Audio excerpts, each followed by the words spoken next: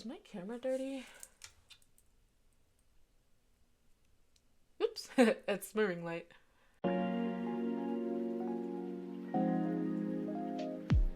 Hey, hey.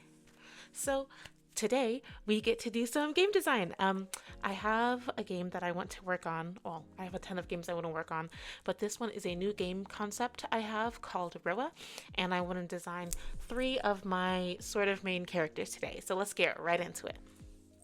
So this first character is actually one that I designed off screen, and she's our main character. Her name is Cora. She's based off of Persephone, like from Greek mythology. The whole game is pretty much based off of Greek mythology. I knew that for this game, I wanted to make like a little guy game, like Bow and the Teal Lotus or like Hollow Knight, like heavy inspiration, low key from Hollow Knight. So I wanted to make a little guy game, and I was like, well, what's simple, easy for my first like real game? And I was like, we'll just pull from Greek mythology because I kind of like Greek mythology anyways. Thought about going with Artemis because I really like Artemis. I also thought about Medusa because she's also another one of my faves. But I picked Persephone because I feel like her story is kind of more well known, and it's easier to build a story around it. So I wanted her design to be giving very much like pomegranate, and also giving Greek black woman, even though like it's a Greek story. But I did it because there's no rules, so I did it. And I'm also trying to make like a 360 of like what the character looks like from all angles, which I've never done before. And I know that like you're probably never ever gonna see the back of her, but I still just wanted to like have that covered. I also want the color palette for this game to be like pretty monochromatic, like again, it needs to be giving pomegranate, and it also makes the whole development process easier. I want to use simple colors, simple shapes for this first game, nothing too complicated, except for her weapon that she's going to use, which will be a scythe. And I said I wanted to keep things simple, but I'm allowing myself to put little like Greek fruits and vegetables and stuff on top of it because I think it makes her design fun, and honestly like in a cosplay sense would be really fun to recreate. So I allowed that to be a little unsimple, but aside from that, everything else, strict color palette, simple shapes, that's what we're going for. So this is Cora. That's another name for Persephone. I really like her design. So next I need to create Hades, because Hades is also an important character in Persephone's story. If you know Persephone's story, he's the loser that steals her away. So I did a bunch of research. I'm doing research for all these characters, but I did a bunch of research on like Hades and his background and the stuff he's associated with. And one of the things I found was that he might potentially stem from a different deity named Ida, and Ida had a lot of like wolf iconography. So I wanted to use that. But I wanted him to look really beastly also. Like this first design I'm doing, even though I love the beard, eventually the beard is going to go away. I'm so sad I couldn't keep the beard. But he was still giving too much human. I didn't want him to give like dark brooding man, because like I'm not trying to book talk. Like he's going to be a loser. He's going to be a loser in my story because he steals Corey, not Corey. Or is it pronounced Corey or Cora? Her name's going to be Cora. He steals Cora away. So I wanted him to like give monster, not just man, but monster, which is really complicated and difficult. He looks so much like a furry for so much of my design process. When I tell you it was so hard to not make him look like a furry, I was just adding too many like human elements to his design. So I eventually scrapped it. I don't normally draw men, and it's really like difficult. But I obviously want this design to be really good. I need to get better at drawing men. So I stopped focusing on the face, and I tried to focus on the silhouette that I wanted, and I wanted him to be a lot bigger than Cora.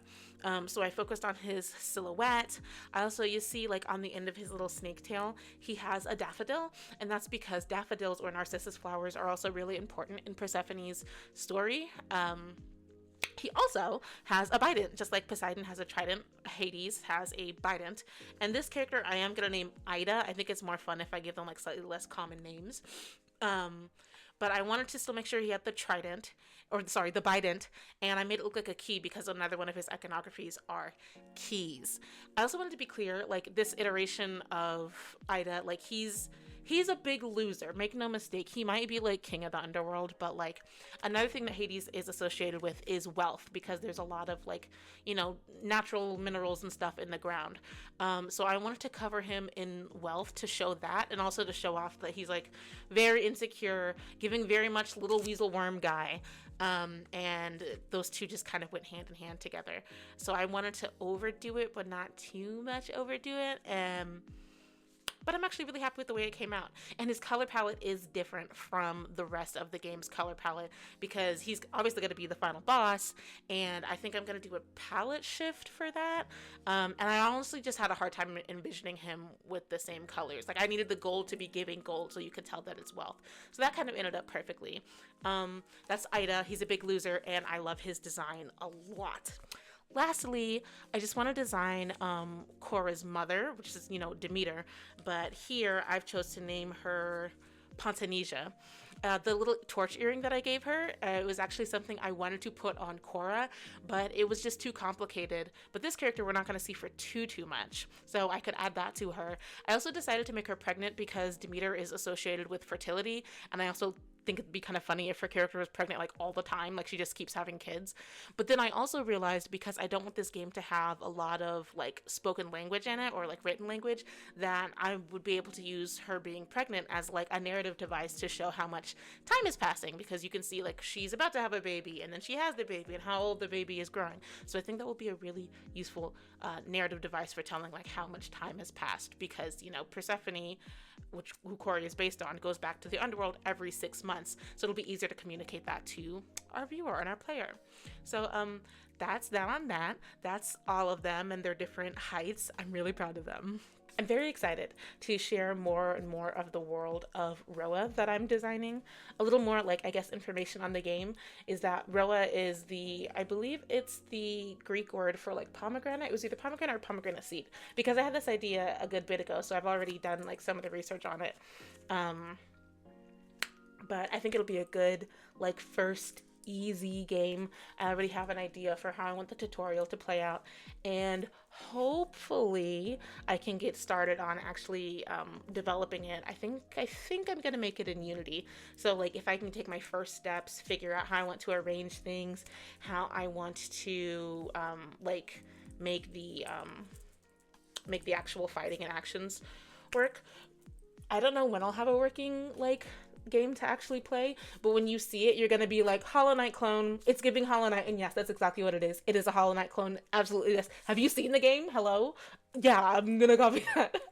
I actually think it's completely reasonable and even somewhat good for you to copy your faves, like for some of your first projects. It simplifies a lot of things. Like I don't think I would have ever made a design with this many simple shapes in it for my main character if I wasn't looking to like Hollow Knight and Bow for so much inspiration. I hope I'm saying that right, by the way. Is it Bow or Bow?